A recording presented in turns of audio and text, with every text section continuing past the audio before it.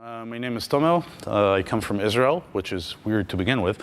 What I'm going to inundate you with for the next 40 minutes or so is kind of a back to basics, taking a sort of an in-depth look at type classes. So a lot of this stuff will not be new to most of you. If anyone just feels like they're wasting their time, just go ahead and do whatever, leave. I'm not going to be offended. It's all fine. If anyone does find value in this, that's awesome.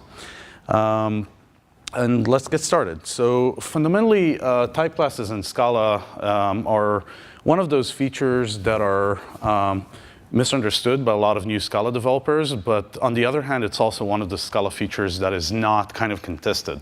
So if you talk to a lot of people coming in from other languages, oftentimes they would, you'd hear things like, Scala is scary because it has all of this new syntax, or because it has these features and DSLs and macros and all this stuff. Hardly anyone who first kind of groks type classes sees them as something that's intimidating or unusual. And I feel that type classes are like one of the three sort of major selling points of the language because it's such a ubiquitous tool that can be used for so many things. And it's worth sort of figuring out where it comes from. And type classes really circle back to something called the expression problem. Now, you don't really have to read all this stuff. Fundamentally, the expression problem is not even a problem as such, it's more of a challenge posed by Philip Wadler. And the challenge is this. You define a data type, and the challenge is to find some technique that allows you to add new cases to the data type. And by new cases, I mean like in the traditional Scala sense, right? You have a trait or a seal trait. You have a bunch of cases deriving from that trait. So the expression problem revolves around being able to either add new cases or new functions over those cases without recompiling code and still retaining static type safety. So that is the expression problem in a nutshell. To clarify that with an example, let's consider a really stupid and artificial example, which is let's build a library for doing arithmetic calculations, right? We might have these operators, so sort of the four kind of commonplace, well-understood arithmetic operators, and we want to be able to operate over these types. Right, so we have our ints, longs, floats, doubles, etc. Now, just looking at this, sort of taking a quick first look at this, there's really two sort of obvious ways to implement this in any language. The first is with pattern matching. So we might have, the text is a little bit small, so I apologize for that. But fundamentally, we have this trait called operand. This isn't working right. All right, we'll leave it at that. We have this trait called operand, and we model the values on either side of the operators as classes based on their respective types. And then we have an addition function that just takes in an operand, matches on it, and depending on the types of operands, it sort of does the right thing. Right, this is a pretty trivial way of implementing this, but if you implement it this way, adding a new type to your calculator library actually requires you to modify existing code and recompile it. Right? There is no way of adding additional sort of cases to the pattern match without having to go back and edit existing code, which, by the way, you may not even have. Right? If it's a proprietary library, you may not even have the source code, even though that's sort of unusual these days. The other approach to this is sort of the object-oriented approach to things. So you have your same kind of sealed trait, and you have your same classes representing the various types, but you encode your operations as functions within your operand type, right? So every operand defines an add and a subtraction, et cetera, et cetera. The problem with this implementation is what happens if you want to add another function. Like if you want to add a remainder function or some other arithmetic operator that you might need for whatever reason, a ceiling or whatnot. You can't do that without modifying sort of the operand trait and recompiling your existing classes. So fundamentally, the two kind of brain-dead, obvious approaches don't really solve the expression problem. And this is where type classes come in. So, circling back, what are type classes? Fundamentally, type classes are a feature in Scala that is borrowed or stolen, however you want to put it, from Haskell. They solve the expression problem by allowing you to extend the behavior of your library code at compile time, post facto, by which I mean after the library had been created, coded, compiled, like once you have a binary at hand, without changing existing code. Right? Fundamentally, this is what type classes give you. So what's in a type class? Really, there's three fundamental components to a type class. There is the signature of the type class. There is a bunch of implementations of the type class for whatever it is that you're actually trying to do. Right? So you might have an addition type class. You would have implementations for ints, longs, floats, etc. And you have some function that actually requires the type class, right? That actually asks for an instance of the type class to do its work. And the signature is where things tend to start getting a little bit confusing to people coming into Scala from other languages. And here is why. Scala is a little bit unusual in that functions in Scala, as you probably know, have multiple parameter lists. Right? Most traditional languages, C#, Java, that is probably true of most dynamic languages as well, even though that's sort of not my forte. Most of these languages only have one parameter list by definition per function. Scala allows you to have, ostensibly as many as you'd like. More critically, though, the last parameter list in your function declaration can be marked as implicit. And implicits in Scala are sort of a very core feature of the language and are used for a lot of different things. But they also tend to kind of be confusing. So when I sort of teach Scala to new developers coming into the company, sorry, what I usually do is I try to focus on specific use cases. I don't try to teach implicit sort of as a general purpose mechanism in the language because it's so abstract people just don't get it. Right? I try to focus on one particular use case, and in this case, using implicits for type classes is something that can actually be taught without sort of causing too much confusion. Fundamentally, the thing about implicits that bear on type classes are that implicit parameters, when you declare a parameter list as implicit, you expect the compiler to fill it in for you at the call site. There are rules governing where the compiler actually looks for the relevant types for an implicit parameter.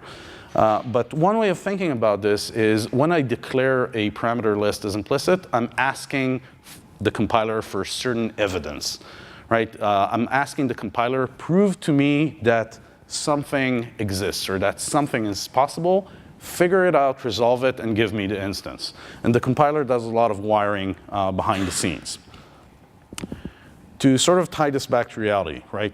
One sort of canonical example for type classes is equality.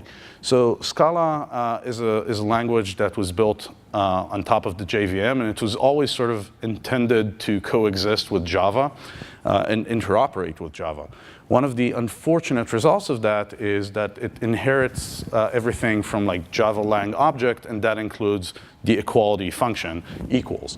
And you will notice that the parameter for equals takes in an any, or any ref as the case may be, right? Basically, that means you can have any comparison between any two types compile just fine, and it will only give you a false at runtime. Now, in an ideal world, asking whether the number representing a certain subset of the infinite digits of pi and comparing that to a string that just says pi makes absolutely no sense. You would want this to not compile. That's in an ideal world. Unfortunately, this is the JVM and this is Java, so we still have to deal with sort of unsafe equality. So the question is, can we implement some sort of type-safe equality, right? And you'll notice I'm not using any like symbolic operators or anything fancy here. It's just the desire is to implement this is equal function so that if you give it two intrinsically incompatible types, it will break at compile time. So let's see what we can do about it. The first thing we do is we define the actual type class, right? And that would be a trait or an interface in the case of Java that takes in these two type parameters, L and R, and it implements a function called equals that takes in a left and a right parameter, which is like the thing on the left of the comparison operator and the thing on the right of it, with the respective types, and it returns a Boolean.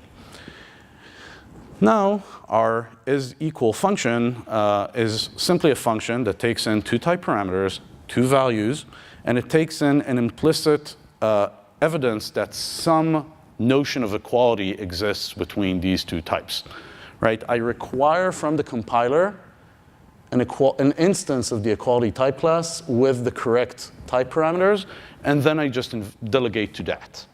Right? Fundamentally, requiring that implicit parameter is where the magic behind type classes happens. This is incomplete, though, and I suspect either my laptop is confused. No, there is something really, really wrong with the rendering of the slides here, so let me try and restart this. Yes, OK, now it's fine. So we've sort of covered the two bases of defining a type class and requiring a type class. Now we actually have to implement a type class, and this still looks wrong, but never mind that.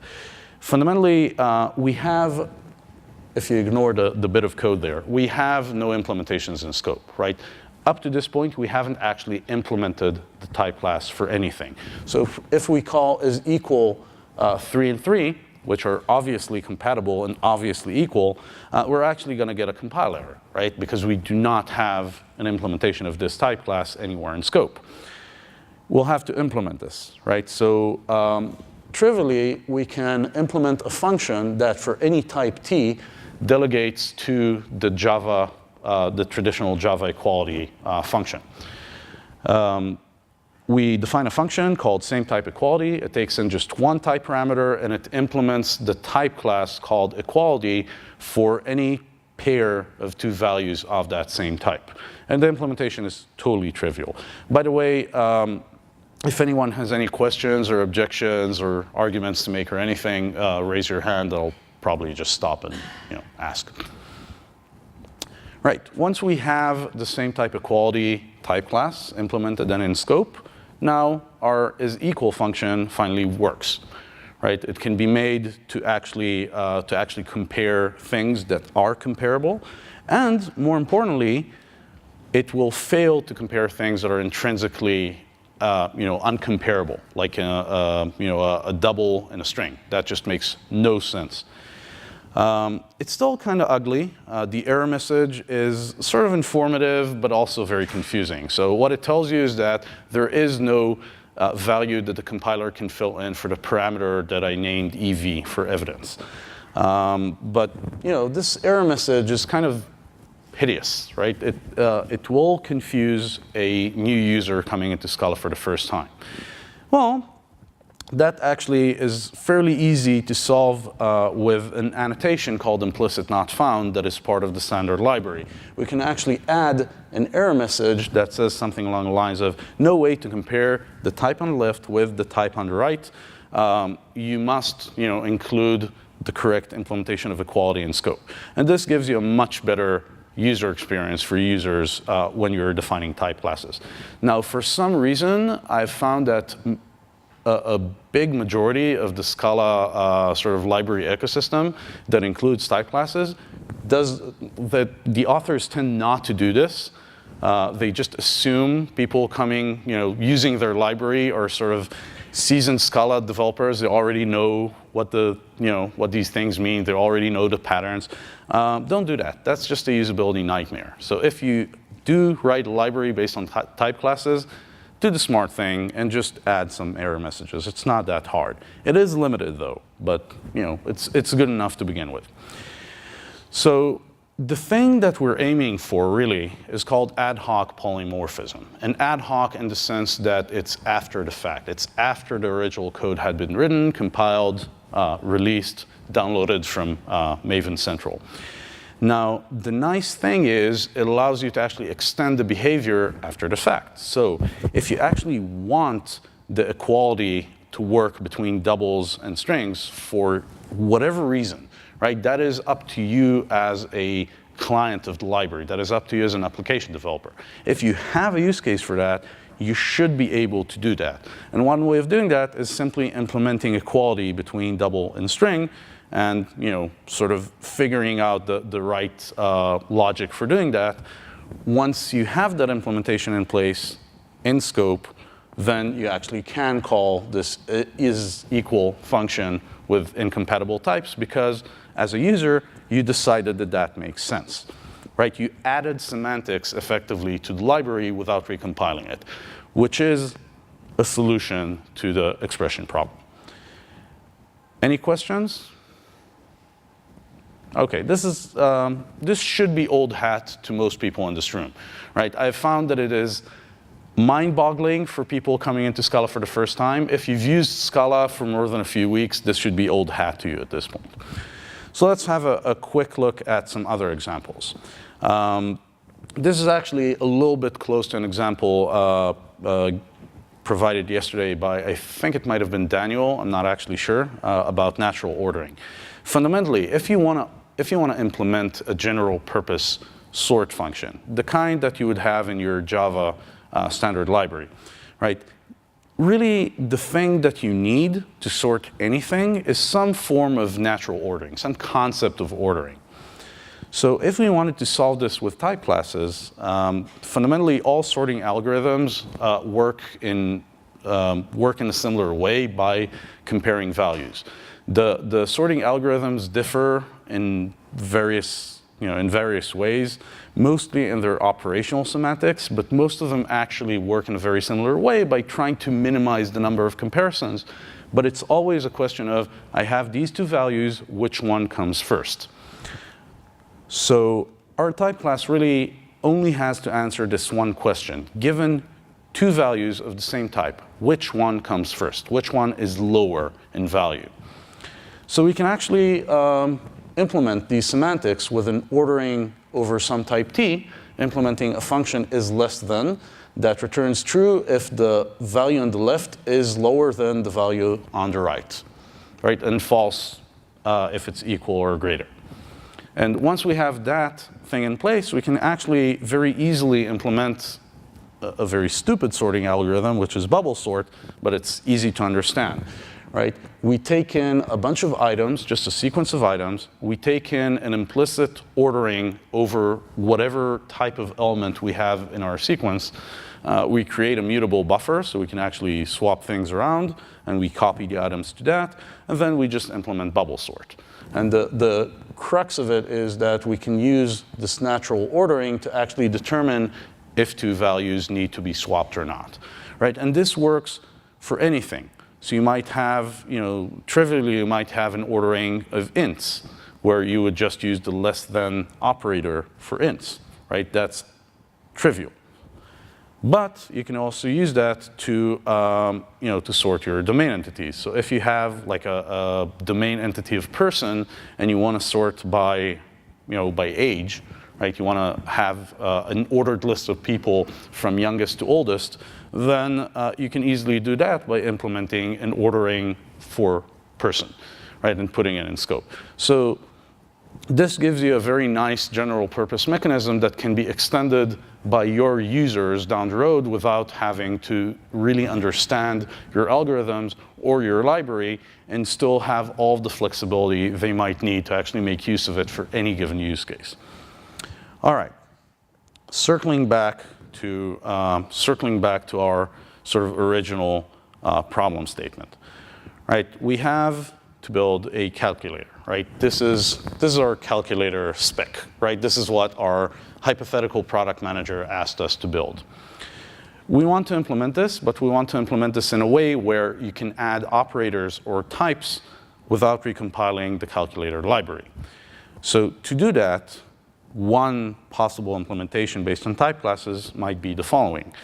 We will have for purposes of clarity and sanity, we will have this type alias called binary operator over some type t, right? That basically defines a function that takes in 2 values of this type, does something with them, and returns 1 value of that type.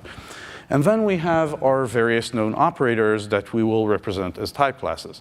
So we have addition, subtraction, multiplication, and division, because these are sort of our core requirements in our product spec, right? Each one of these can be its own type class, because having types in Scala is cheap, right? Having a new type in Scala can be as simple as having 1 line of code. So you should avail yourself of that simplicity. Next up, we need some convenience functions for actually doing the operations. So we have things like an add function, takes in 2 values, and the type class for addition, and delegates the actual adding of the 2 numbers to that type class. Same thing with subtraction, multiplication, division, right? You can have as many of these as you like. And then you can actually implement your type classes for specific types. Now, one thing I want to point out, because this was actually originally part of a workshop for teaching new developers Scala, and one sort of almost trivial thing that almost everyone gets wrong at first is that there is no way to avoid the need to sort of implement the Cartesian product of your operators and your data types, right? If you have a new operator, you need to implement it for each data type separately. There is no way around that, right? You can maybe cut corners by using like numerics and stuff like that, but fundamentally you have to have you have to have one function for each combination of operand and data type. The nice thing about that is you can choose not to do that and not to support certain things for new data types or new operations, right? You have the choice. You don't have to implement everything ahead of time. And it will still work. And if you actually try to do one of these things that have not been implemented, you're just going to get a compiler error. You can always add that after the fact, which is a very nice property.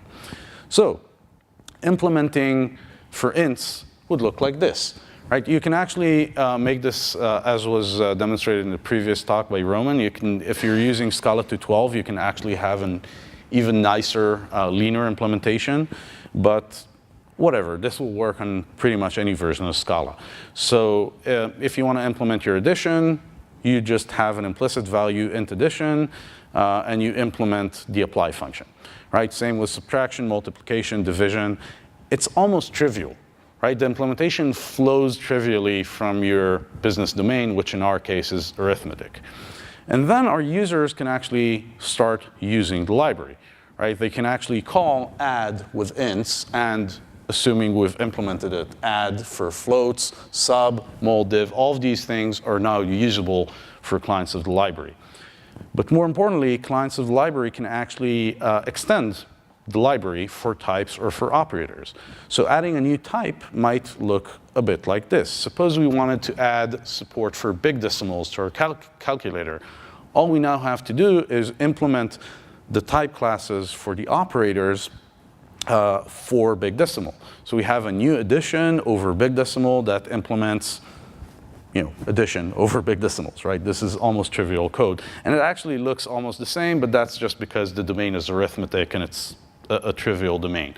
But the point is, our clients can now add support for arithmetic calculations over whatever, 3D space vectors, right? Or anything, matrices, anything that they'd care to have, they can add. And we as library authors, one, we don't have to worry about all of the conceivable use cases for a library because we now have extension points.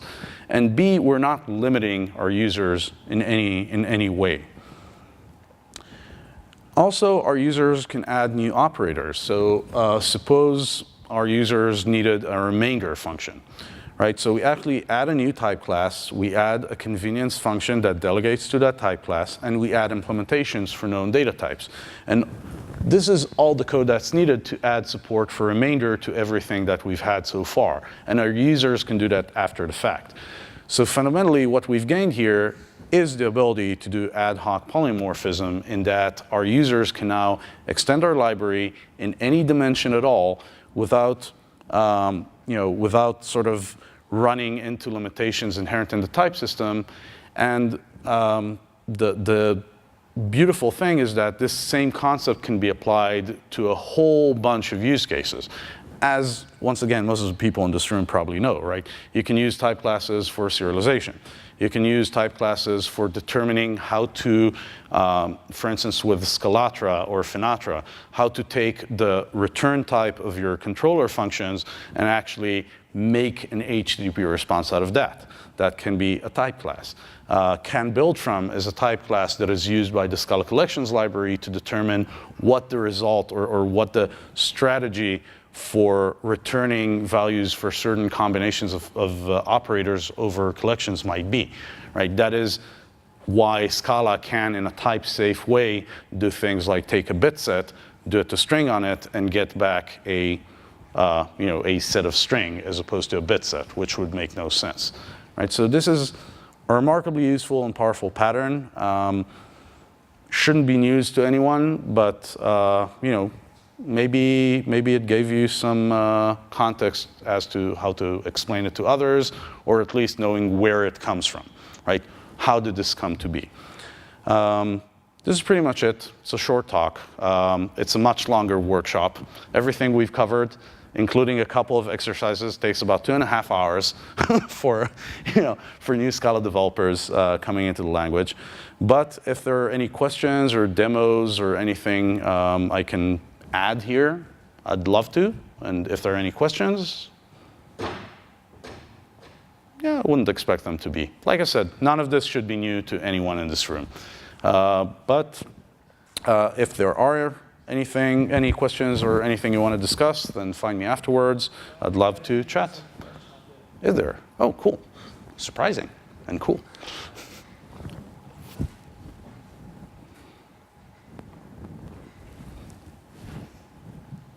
Do you have any additional recommendations about how to make our error messages more usable and understandable by folks?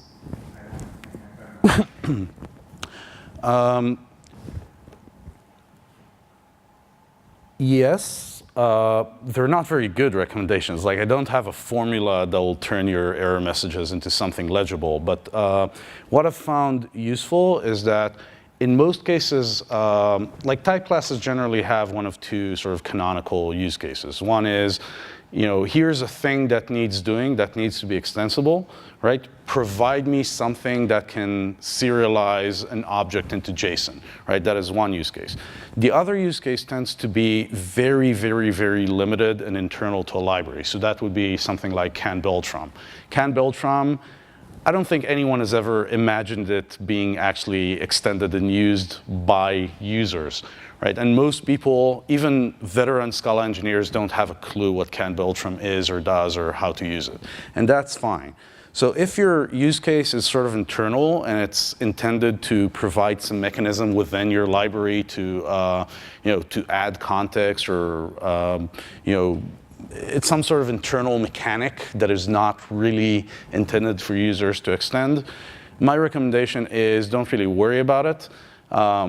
You should probably provide an error message if it doesn't exist that sort of accounts for 90% of the errors people might do.